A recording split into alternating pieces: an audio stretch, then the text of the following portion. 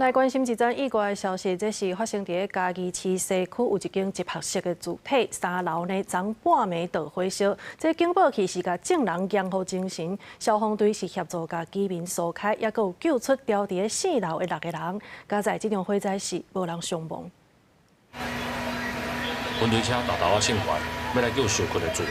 半暝11点外的时阵，嘉义市大通路这间集合式的主体3楼火烧，楼顶阁有1家伙仔3台受困。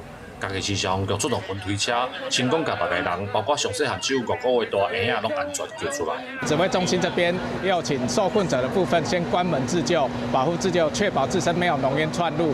那再由云梯车这边把人员安全的一个救下。而3楼抢救的部分也立即部署水线进入，将火势扑灭。那成功将整个现场控制，没有人员一个受伤的状况。消防局表示，第一批人员到的时阵，就看到3楼有真侪烟冲出来，也面对通报支援，嘛赶紧来疏散住户甲附近的厝边。附近的民众就讲，看到的时阵，火就已经烧起来啊。我这边看是看到烟足大港的，烟足大港。伊迄边看是讲因3楼有火。